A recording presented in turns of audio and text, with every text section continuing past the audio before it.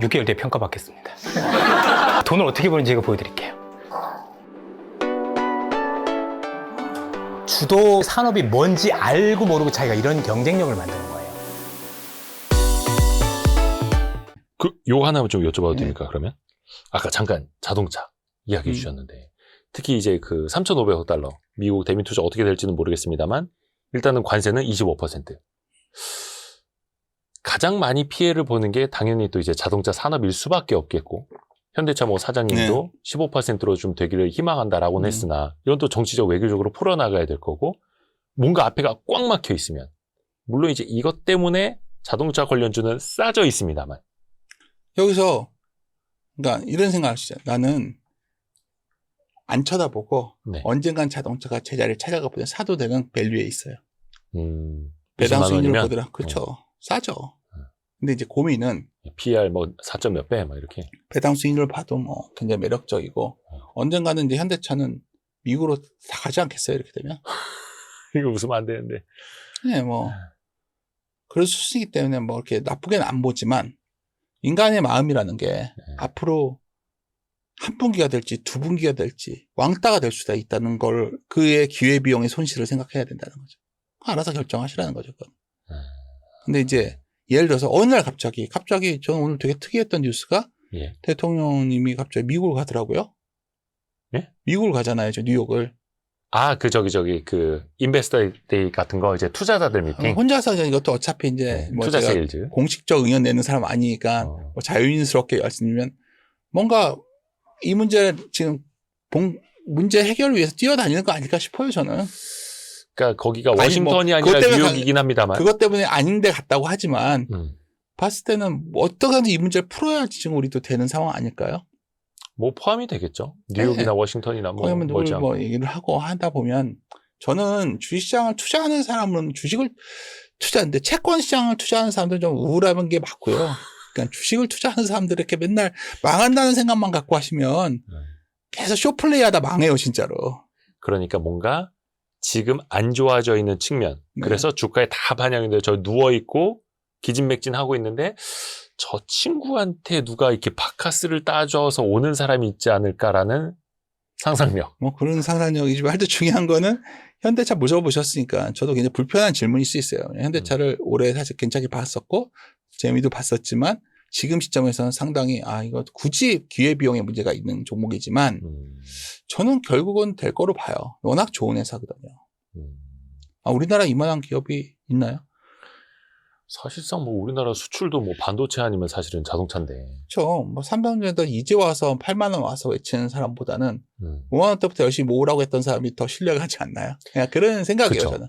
근데 당시에는 욕을 먹었죠. 인기 없었고. 근데 현대차가 좀 1, 2분기 걸릴 수도 있다는 불안감은 좀 있어요. 더 오래. 네, 그러면은 또 이제 나오는 게 배당 컷이 되지 않겠느냐 막 이런 거잖아요. 여러 가지가 고민이 되죠. 뭐 물론 이제 또 복잡하게 생각하지 말라고 하셨습니다만. 근데 이제 어찌됐던 간에 저는 시장이 오늘 약간 좀 변화를 보였던 거는 외국인이 좀 팔기도 했고 바이어들이 또 확 왔다 갔다 하고 좀 바이어 싫다가 아니라 그냥 이제 개인들이 뒤에 따라 들어올 때의 특징이 뭐냐면 막 공격적인 쏠림. 공격적 매매를 많이 하거든요. 막 풀로 막 지르고 팔고 막 이런 걸 하는데 저는 이 시장을 이끄는 핵심임은 외국인이라 봐요. 외국인. 이번 장은. 네. 외국인들의 지분율을 볼 필요가 있는데 네. 기업별로요? 그렇죠. 2009년 말 이후에 지분율 보면 한 33.1% 정도거든요. 아직 네. 거기도 못 왔어요. 언제가 가장 막강하냐면 코스피나에서 전체요. 그렇죠.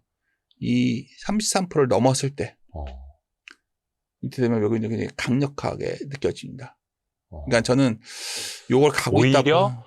그 33%라는 지분율이 넘어섰을 때 그렇죠. 그때부터 더 산다. 그러니까 외국인들이 지금까지 한국을 맨날 투자하는 애들이 있고 예. 새로운 애들이 좀 들어올 거로 보는데 저는 새로운 자산. 그게 결국 거버넌스 개편에 관련된 돈들이 많이 들어올 것 같고 왜냐하면 일본 시장을 놓쳤잖아요.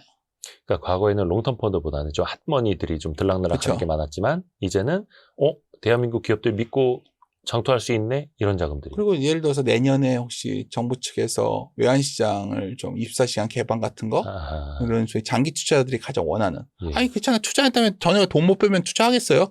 그러니까 그런 것들 그렇죠. 제도적 보완 장치가 좀 되면 더 들어오지 않을까 싶고요. 또 하나는 많은 분들이 개인, 제가 이제 가끔 이제 오해들 하세요. 뭐 개인들이 뭐가 중요하냐, 지금 시점에서 막 얘기를 하면 이제 싫어하시는데 왜 그러냐면, 요때는 개인이 제일 중요했어요. 2020년 코로나 이후에. 그쵸. 개인이 쫙 동학개미. 써서 올렸어요. 동학개미. 이때 예탁금이 미친 듯이 들어오면서 주가가 올라갔던 거거든요. 예. 기억해보시면 그때는 매일 예탁금이 빠르게 증가했어요. 이제 왜 예탁금도 거의 한 80조 원 육박하지 않나요? 근데 참 희한하지 않아요? 거의 75조 된다는데, 예. 사실 이렇게 돈 예탁금이 많이 있을 때는 개인의 주식 투자 열기가 막 있어야 돼요. 전혀 없죠. 아, 안 그래도 그 얘기 하려고 그랬는데. 왜 그런지 아세요? 왜 다 그럴까요? 팔면서 예탁금이 든 거니까.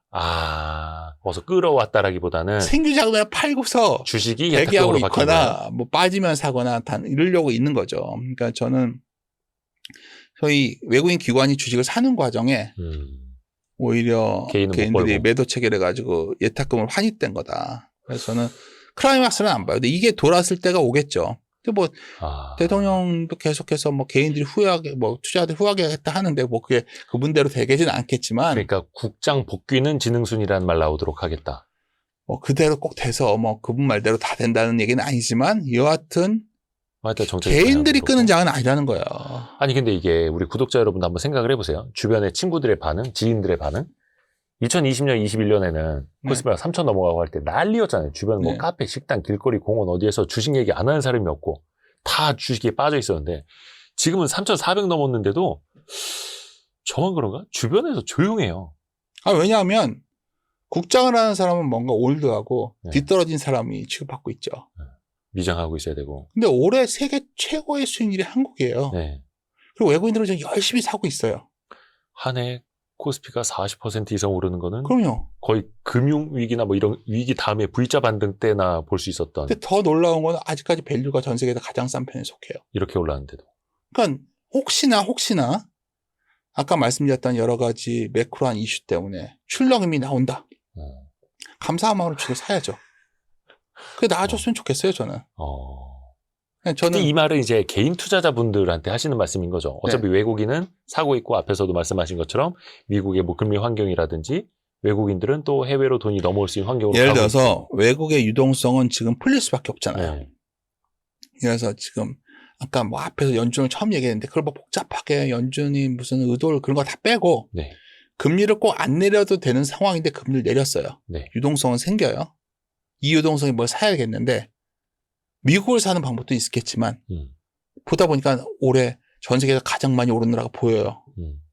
한국? 야, 이거 투자 안 한 지 오래되는데 왕따 주식인데 한번 한국 비중도, 근데 아래 매니저 불러요. 뭐 아시아 펀드를 사고 있는데 불렀더니 너 한국 외에도 하나도 안 싫었어 했더니 뭐 한국은 안 좋아서. 옛날에 한국 주식 사는데 저 혼내셨잖아요. 뭐 이럴 거 아니야. 그럼 너 뭐 하고 있어? 그러면 막 욕하면서 와가지고 한국 뭐 살까? 하여튼 살 수, 제가 이게 뭐 거의 오늘 너무 말 이렇게 해서 저 사람 완전 마발하다 할 수도 있는데 그런 게 안 오란 법이 있어요. 그러니까 지금 시장의 본질은 기관이 사고 있고 외국인이 사서 모으고 있다는 거죠. 여기 밑에서 지금 누구는 계속 줄이고 있고 누가 있는지는 모르겠어요. 근데 저는 주식시장이라는 게 어떤 경우에는 개인들이 계속 줄이면서 올라간 장도 있었거든요. 이때는 뭐냐면 저 기관들이 엄청나게 밀어붙이는 장도 있었고 그때 성격은 다르지만 하여튼 이번에 핵심적인 거는 외국인들에 달려있다 보고 있습니다. 그러니까 개인 투자자들이요, 남 좋은 일 시키지 마라, 좋은 주식 뺏기지 마라. 뭐 제가 이제 뭐 올드해서 그럴 수도 있겠지만 기본적으로는 한국 주식가 그래도 해볼 만하다는 생각을 갖고 있어서 결국 여기서 자꾸 시장에 대한 고민을 너무 깊게 가시지 말고 어떻게 하면 포트폴리오 어떻게 구성할까 그거에 더 몰두하시는 게 좋지 않을까 생각하고 있습니다. 전 세계에서 가장 많이 올랐지만 여전히 가장 싸니까. 네. 근데 이게 참 삼성전자가 뭐 6만 원 이럴 때는 관심 안 갖다가 이제 슬슬 이제 8만 원 오니까 그럼 삼성전자 지금 8만 원이면 다시 사야 돼. 이런 소리가 이제 나올 거예요. 그러니까 뭐 8만 원 왔다가 이거 거의 이제 소설 쓰는데 한번 흔들려서 이제 밀리면 안 들어올까요? 이젠 들어오겠죠. 뭐 7만 5천 원이 왔다. 아니 얼마 전에 어떤 기사 제목을 어떤 기자가 그렇게 잡았더라고요. 삼성전자에 나 또 물렸니? 막 이렇게 올라갔다가 8만 원 갔다가 조금 조정받으니까 그걸 가지고 제목을 그렇게 쓰더라고요. 그러니까 뭐 제가 뭐 기자 출신이시지만은 제가 이제 네. 소음을 피하라는 책이 있는데 예. 번스타인의 책 보면 미디어를 굉장히 경계하죠. 그래서 보통 네. 하워드 막스의 책의 1장에 보면은 딱 나오잖아요. 뭐냐면 소위 세컨더리 싱킹 2차적 사고 그쵸. 할 때 첫째가 1차적 사고가 뭐냐? 미디어에 즉각 반응하는 사람이 1차적 사고라고 하는 거고. 즉각 반응. 네. 미디어 헤드라인에 세뇌된 사람들. 투자에 실패할 확률이 매우 높죠. 그렇죠. 그러니까 이거는 기자분들을 이렇게 하는 게 아니라 투자는 한번 되짚어 봐야 되는 거예요. 그러니까 지금 이 시점에서 전 세계에서 과연 뭐 그렇죠. 뭐 전 세계 증시가 다 망한다. 버블이 붕괴돼가지고 다 미국도 막 대폭 나가라고 뭔가 망하고 뭐 이런 상황이 온다면 우리도 빠지겠죠. 그렇죠. 그게 아니라는 전 세계가 중립 시나리오만 돼도 한국 증시는 굉장히 좋은 시나리오로 갈 수 있는 게 현재 여러 여건이 돼 있는 거죠. 그러니까 그건 저만 생각하는 게 아니라 그러니까 외국인들이 사지 않을까요? 저는 외국인들이 한 4분기부터 내년 상반기에 많이 들어올 거로 봐요. 그러니까 안 들어오면 뭐 제가 틀린 거고 그럼 제가 뭐 그때는 주식을 팔면 되는 거고. 그러니까 중립 시나리오. 그러니까 막 미국 경기 뭐 침체 빠지고 막 어려워지고 그런 시나리오만 아니라면 예. 한국은 오를 수 있다. 앞에서 보여주신 것처럼 재평가를. 그러니까 유동성을 풀어놨는데 이 유동성은 뭐 어떤 기준에 선택을 해야 되는데 그렇죠. 여러 가지 정합되는 내 추론에 따르면 한국이 그 선택지에 놓일 확률이 매우 높아졌고 그런 기업들이 한국의 대표 기업들이에요. 그 중에가 뭐 삼성전자도 될 수 있는 거고 뭐 이렇게 그렇게 생각을 해보기 시작하면 뭐 여러 가지 가능성을 찾지 않을까요? 그래서 뭐 저 또한 일개 개인 투자자입니다만 많은 분들한테 그런 좀 연습 좀 해보시면 좋겠다는 이야기 간혹 하거든요. 외국인 시각에서 생각해보기. 내가 외국인이라면 네. 미국에서 기준금리를 낮추고 있고 네. 달러가 약세로 가고 있고 저기 대한민국의 거버넌스가 개선이 되고 있고 이제 장투가 가능한 나라가 되고 있고 뭐 배당 세금도 이제 낮춘다고 하고 하면 이 노랑머리가 어떻게 보겠는가. 근데 이런 사고가 좀 어렵죠. 어렵죠. 네. 뭐 그게 또 혼자만의 상상일 수도 있는 거고. 그래서 같이 얘기를 해보고 내가 이제 좋아하는 말이 함께 고민하시죠란 말인데 혼자 생각하면 안 돼요. 그러면 주위의 주식을 진지하게 하는 분들과 얘기를 많이 해야 될 것 같고 또 스스로도 아무리 해도 투자에 소질이 없으면 투자를 직접 하시면 안 되죠. 그렇죠. 그렇죠. 굳이 소질이 없는데 막 열심히 한다고 다 잘할 수 있으면 다 투자하게요? 그러니까 저는 계속 말씀드리는 게 어떤 사람이 막 중소형제로 돈을 많이 벌었으면 그 사람이 능력인 거예요. 근데 그런 능력을 가진 사람은 굉장히 희소하기 때문에 평범한 사람이 할 수 있는 투자가 뭘까? 그냥 삼성전자 같은 걸 잘하면 되는 거예요. 근데 자꾸 거기서 뭔가 더 특이한 걸 하고 싶어 하고 하다 보니까 점점 더 수렁에 빠지는 케이스가 많다 봐요. 그러니까 그렇죠. 다른 종목을 하는 게 돈을 더 벌 수도 있겠지만 너무나 뻔한 사이클을 갖고서 투자하는 습관을 갖는 게 거기서만 약간 엇박자만 내지 않으셔도 그렇죠. 괜찮지 않을까. 조금 사족을 하나 붙이면 얼마 전에 저희 댓글에 어떤 분이 그런 거 쓰신 거예요. Y스트릿은 뭐 와이즈클럽 같은 거 무슨 뭐 개인 투자자가 전문가도 아닌데 애널리스트 세미나를 들으라고 하고 막 기업 IR을 들으라고 하는데 어떻게 기업 IR을 듣는 개인이 몇 명이나 되냐. 그렇죠. 이런 아니 그래서 제가 댓글 달았어요. 그러실 필요 없다고요. 네. 간접 투자하시고 좋은 펀드 매니저에게 맡기시라고. 다만 실제로 전업 투자자들이라든지 그렇게 열심히 산업이나 기업 공부를 하시는 분들이 있어서 그분들에게 우리는 이걸 제공을 하는 거다. 친절하지 않습니까? 그래서 댓글까지 달아드렸습니다. 그러니까 모두가 다 뭐 펀드 매니저나 전업 투자자나 전문 투자자처럼 하실 필요는 없습니다. 그렇게 그렇죠. 또 할 수도 없고. 네. 그래서 우리 또 윤세님의 이야기를 들어야 되는 거고. 너무 횡설수설한 것 같은데. 아니? 어디서 마무리해야 될지 모르겠는데. 지금. 제가 깔끔하게 정리해드릴게요. 요거 좀 한번 더 여쭤보고 싶은데 물론 이제 좀 정방향으로 가야 하는데 앞에서도 처음에 말씀해 주신 것처럼 어떤 미국의 투자로 인한 투자 사이클로 인한 우리의 제조 수출 기업들 이런 데가 지금 잘 되고 있다라는 말씀도 해주셨고 내수 같은 경우에 이제 많이 좀 잊혀졌습니다. 네. 내수 경기 너무 안 좋고 이쪽은 그러면 지금은 안 쳐다보는 게 상책일지 예를 들어서 뭐 수출 경기가 좋아지거나 아니면은 앞에서도 뭐 자동차 반도체 몇 개도 이야기해 주셨습니다만 안 좋을 때 사면은 조금 더 기회가 될 수 있는 게 내수 측면에서는 안 보이실까요? 그러니까 지금 우리가 성장이 희소화됐기 때문에 성장이 희소화됐다는 거는 그 성장이 조금이라도 나오는 곳에 다 쏠리게 돼 있다는 거예요. 그러니까 우리가 유통업체를 얘기할 때도 제가 현대백화점 얘기를 해버리는 게 거기는 좀 더 나으니까. 그러면 예를 들어서 국내에서도 뭐가 있죠? 아, 내수는 안 좋은데 고민을 해봤더니 우리가 일본 여행 많이 다녀봤잖아요. 일본 가봤더니 막 엄청 사람 관광객이 많아요. 그러면 어떤 애널리스트 분이 좋은 자료를 내셔서 정독해서 읽었거든요. 아, 일본이 이렇게 내수가 죽은 뒤에 열심히 해외 관광객이 와서 이렇게 좋아져서 내수의 어떤 것들이 좋아졌다. 그럼 여기서 지져보면 뭐 이렇게 어렵게 생각하세요. 다들 하던 얘기가 그래 CJ들 좋아했던 거 아니에요. 올리브영 다 간다. 네네네. 나머지들은 무신사 이런 건 다 비상장이니까 직접 투자 못 하는데 그런 걸 좀 믿고서 기다렸으면 수익이 났겠죠. 그러니까 내수가 좋냐 맞냐는 질문은 적절하지는 않다 봐요. 왜냐하면 내수가 안 좋죠. 안 좋은 상황에서 두 가지 방법이 나오겠죠. 하나는 저렇게 다른 내수의 요인들이 생겨서 좋아지는 게 있고, 또 하나는 네. 이건 조심스럽지만 네.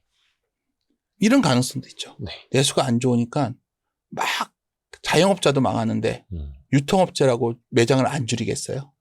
어느 날 줄이다 보면 많이 정리가 되면 그게 바로 구조조정이라는 거예요.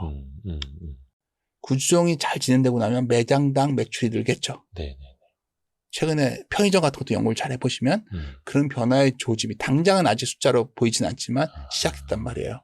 그러니까 그런 것들도 좀 이렇게 뭐 직접 분석하신다는 것보다 자료들 읽어보고 또 스스로 생각을 많이 해보시고 하면, 그러다 혹시 압니까? 세수도 안 좋은데? 세수도 안 좋으면 뭘 생각하겠어요, 정부에서는? 담배값이라도 올릴 수 있는 거 아니에요? 그러면서 편의점 매출 구조를 아는 사람들, 공부를 해놓은 사람은 그렇죠. 편의점 매출의 상당수는 담배값이에요. 예.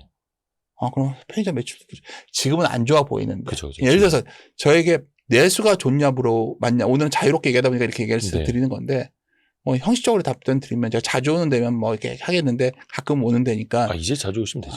그러니까 내수도 이렇게 봐야 되는 거죠. 네네. 그러니까 결국 그런 이 고민을 담냐 안 되냐 안 하냐의 차이가 예. 성과를 결정하는 거지. 내가 내수업종 비중, 그러니까 제일 제가 한심하게 보는 거는 갑자기 너무 거창하게 난 수출업종 비중을 몇 프로 가져가고 내수업종 비중을 몇 프로 가져가고, 이건 웃긴 얘기예요, 제가 봤을 때는. 어떤 경우는 수출업종이 너무 주가가 밸류가 비싸지면 그건 줄여야 되는 거고. 최근에 내수업종 중에서 상당히 부진했던 것들이 도는 거. 예를 들어서 우리가 다들 삼양식품만 보고 있었지만 네네네. 오늘 농심도 한번 나올 때 있잖아요. 네네네. 물론 그게 한번 이랬다 할 수도 있고 모르겠지만, 그러면 고민해보는 거죠. 농심도 미국에 공장이 있는데 가동이 잘 되면 어떨까? 농심은 괜찮아 보이는데 오뚜기는 왜 공장을 짓지도 않았지? 공장 부지 샀는데 그럼 공장 부지 사는 건 뭐가 되는 거예요? 이렇게 따져보는 습관. 그런 게 투자지. 어떻게 하나하나 다 바로 결정할 수는 없겠죠. 그렇죠. 네.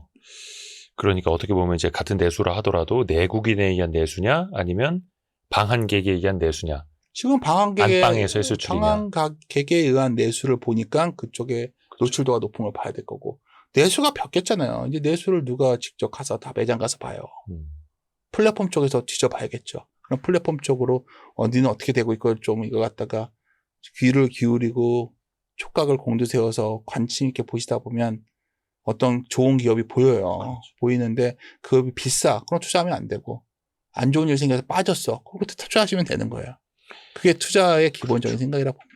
그 비슷한 로직으로 최근에 뭐 호텔 관련주들도 엄청나게 좋았고요.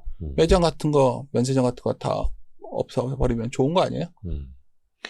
또 이거는 좀 먼 미래의 이야기일 수도 있는데 우리나라 지금 석유화학 산업 너무 안 좋잖아요. 네. 그래서 실제로 구조조정 이야기 좀 나오고 있고, 구조조정 이후까지 생각한다면은 좀 시간은 많이 걸리겠으나 이런 투자 아이디어 지금 생각하시는 분들이 좀 있긴 있더라고요. 저도 좋게 보는데 다 많은 게 뭐 로케, 롯데, 정밀 뭐 이런 것들 보는 거죠. 네. 근데 이제 이런 거죠. 저는 그럴 바에는 롯데 지주 사겠어요. 저는 롯데 케미칼 지분 높고 롯데 쇼핑 비중 높으니까. 근데 그런 것들도 이미 반영해 오고 있고, 네네네. 케미칼 산업이라는 게 결국은 아까 말했지만 러우 전쟁이 끝나야 뭔가 이게 해결되지 않겠어요. 아까 우리가 잠깐 유가 얘기를 했었잖아요. 네. 러시아가 계속해서 우랄유를 싸게 공급하면 중국이 계속 싸게 만들 거고, 그러면 우리 마진 확보 안 되고, 어디까지 구조조정되는 건지, 그러다가 정말 샤인 프로젝트까지 되고 나면 이거 어떡하지? 뭐 이런 생각도 들고. 여러 가지 시나리오가 나오는데, 턴어라운드라는 게 참 멋진 아이디어지만 네. 아주 어려운 분야 중에 하나입니다. 언제 될지 모르고. 정말 그 산업이 한국의 경쟁력을 완전히 잃을 수도 있는 거니까. 저도 케미칼에 대해서는 좋게 생각하고 있지만 예를 들어서 그거를 뭐 아주 지금 그게 아주 새롭고 그런 아이디어라고 보진 않아요. 많이들 이미 그렇게 인지하고 포트폴리오 구축한 사람들이 많은 상황이니까. 이게 그래서 턴어라운드 주식을 보는 것도 사람들의 성향에 따라 되게 다르더라고요. 누구는 좀 일찍 들어가서 길게 버티는 사람이 있고 네. 언제가 될지 모르지만 기다리는 사람이 있고 어떤 사람들은 한 바닥에서 30% 오른 다음에 봐도 된다. 모르겠어요. 이런 분들도 저는. 있고. 근데 턴어라운드라는 게 이제 시크릿칼 갖고 하는 거거든요. 근데 결국은 새로운 시장이 열릴 때 턴어라운드가 확실히 되거든요. 새로운 시장이 열릴 때. 그게 좀 예를 들어서 조선은 턴어라운드 되면서 새로운 시장이 열린 거고 아하. 방산도 그런 케이스가 됐던 거고 네. 건설이 안 되고 있는 거잖아요 지금. 기대감은 좀 있었으나. 그렇죠. 그러니까 이런 것들도 그렇게 단순하게 로직을 정할 수는 없는 것 같아요. 참 어려워요. 그러니까 투자라는 게 참 나이가 들면 들수록 느끼는 건데 많이 한다고 잘할 수 있는 것도 아니고 결국은 가장 중요한 거는 어떤 현실에 대해서 좀 상황을 갖다가 좀 단순화시켜서 내가 선택할 수 있는 힘을 길러내는 게 가장 중요하지. 내 스스로 선택할 수 있는 힘이 없으면 아무리 저 여기 듣는다고 해서 뭐가 다 나아지겠어요? 저도 뭐 강의를 시작하지만 강의 듣는다고 다 좋아지는 것도 아니에요. 그러니까 네. 제가 가장 고민한 문제는 사고할 수 있는 힘이 있냐? 뭐 지식의 정도가 아니라 선택을 하는 힘? 어떤 걸 이렇게 막 우왕좌왕하는 사람들은 투자하면 안 돼요. 선택을 장애자들은. 어떤 선택을 했으면 그에 대한 책임도 따르는 거거든요. 선택의 결론은 책임 아니에요? 그렇죠. 그러니까 그러한 준비가 돼 있는 사람이 투자할 수 있는 거지. 뭐 그런 거 없이 그냥 공짜로 얻어지는 거는 투자가 참 쉽지 않다. 사실 그것도 어떻게 보면 경험에서 나오는 거고요. 네. 또 계속해서 꾸준히 또 배워야 되는 거고. 네. 투자 마인드까지도. 코스닥은 혹시 어떻게 좀 보시나요? 물론 이제 코스닥은 지수가 중요한 시장은 아닙니다만. 제가 코스닥을 언급 안 하는 거는 그만큼 공부가 덜 돼 있기 때문이고 코스닥은 단순하게 생각하면 ROE가 너무 낮기 때문에 여러 종목들 때문이지만 시장으로서 매력은 아주 크진 않지만 네. 개인 투자자의 시장이 또 시작되면 많이 화려하죠. 그러니까 예를 들어서 최근에 특히 코스닥 내에서는 소부장 업체들은 좋아 보여요. 네. 그 밸류체인 잘 연구하시면 반도체 좋을 것 소부장. 같습니다. 예, 그거는 연구해 볼 만하다고 보고 있습니다. 오늘도 긴 시간 너무 감사드립니다. 예. 윤세님 뵐 때마다 뭔가 하나씩 이제 되게 깔끔하게 정리되는 느낌. 진짜요? 네. 예. 그래서 월간 윤지호, 그거 지금 다음에 할게요. 격월 윤센. 예. 네, 다음에 그렇게 해서 좀 해주시죠. 여러분이 댓글로 좀 응원 좀 해주십시오. 예, 항상 3.3 캠퍼스 가셔서도 Y스트릿 잘 봤다 이런 표현도 좀 해주시고요. 그러세요. 우리 영원한 윤센 윤지호 대표님, 너무 감사드립니다. 네, 감사합니다. 고맙습니다. 네, 고생했습니다. 감사합니다. 고생하셨습니다.